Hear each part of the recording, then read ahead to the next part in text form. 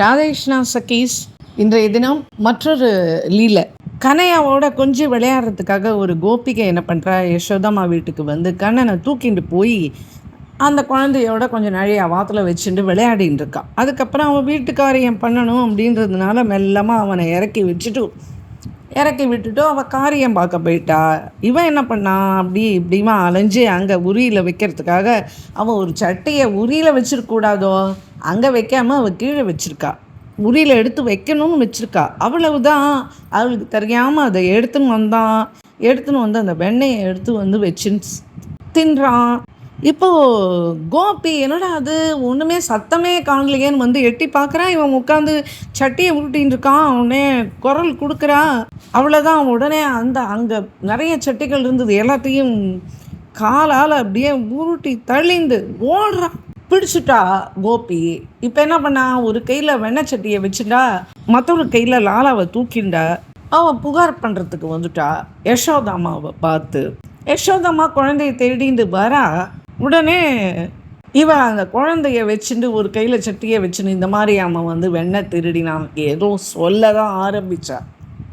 அவ்வளவுதான். யசோதாமாவுக்கு முகம் சிவந்து போயிடுத்து, கோபம் வந்துடுத்து.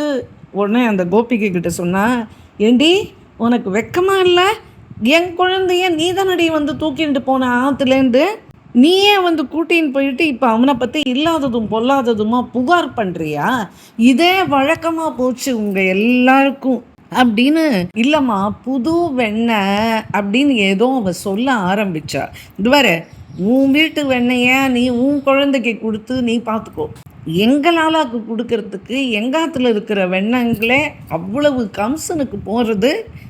நான் என் குழந்தைக்கு நான் வெண்ணெய் கொடுத்துப்பேன் அப்படின்னு குழந்தைய எடுத்துட்டு வேகமாக கோபமாக வந்துட்டா.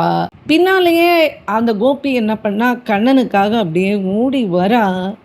அவள் வந்து இவ கத்தினது, இவ சொன்ன விதம் எல்லாத்தையும் பார்த்துட்டு மனசில் ரொம்ப கஷ்டமாயிடுது. கண்ணில் தண்ணி வழிய அப்படியே வாசப்படி திண்ணையிலேயே போய் அப்படியே உட்காந்துட்டு இந்த குஞ்சு கண்ணையாக்காக அப்படியே கண்ணீர் வடிக்கிறா.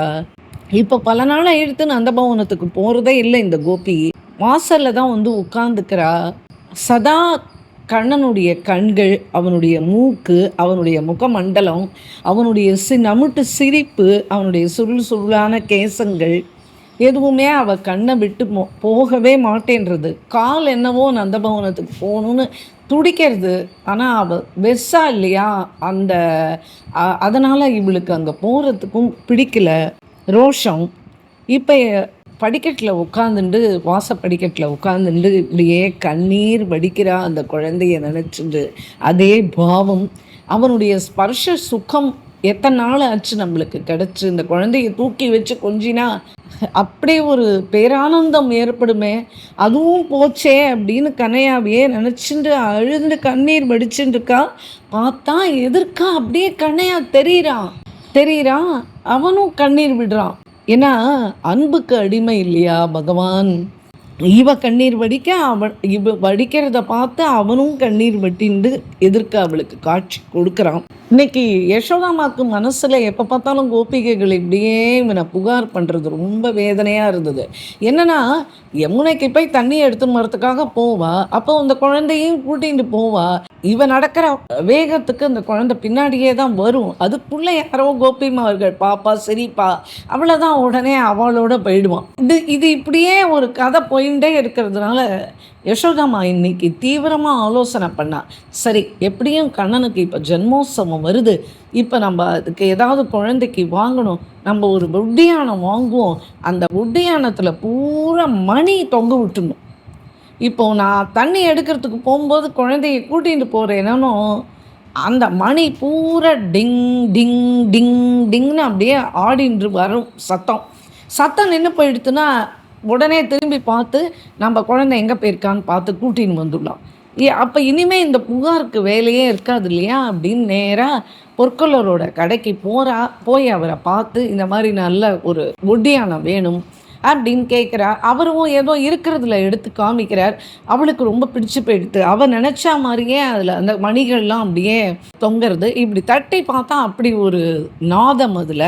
உடனே அவளுக்கு சரி, ரொம்ப சந்தோஷமாயிடுத்து. அவரும் அதை அழகாக எங்கெல்லாம் அதை சரி பண்ணணுமோ சரி பண்ணி அதை நல்லா இது பண்ணி அதை ஒக்க பண்ணி அவள்கிட்ட கொடுக்குறார். அவளுக்கும் ஆனந்தம் தாங்கலை.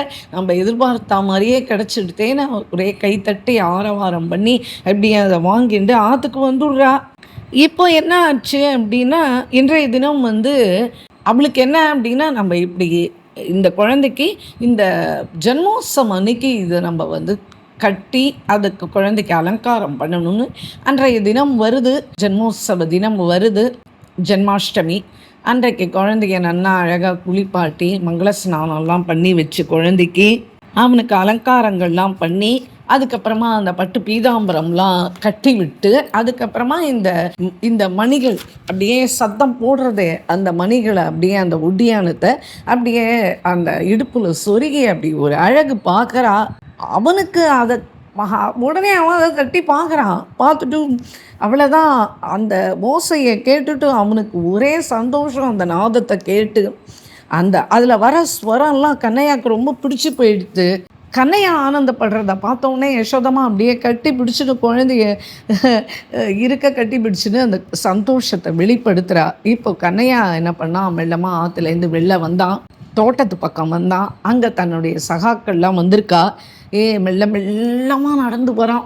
ஏன்னா அந்த மணியோட சத்தம் கேட்டுறக்கூடாதான். அதனால் மெல்லமாக அப்படியே நடந்து மோசப்படாமல் அந்த தோட்டத்தில் அந்த அவெல்லாம் நண்பர்கள் நின்று இருக்கிற இடத்துல மதுமங்கள், சீதாமா, இங்கே வாடா, எல்லாம் இங்கே வாங்கும், எங்கள் அம்மா எனக்கு என்ன வாங்கி கொடுத்துருக்கா பார்த்தியா அப்படின்னு கேட்குறான்.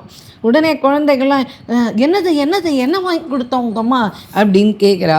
உடனே அவ்வளோதான், எல்லா கோப பசங்களும் அங்கே கூடிட்டு கண்ணனை சுற்றி இப்போ 2 கையும் தூக்கி இந்த கையை 2த்தையும் பிடிச்சிக்கோங்கடா அப்படின்றான் கண்ணன். உடனே அவள் அதை பிடிச்சிக்கிறா.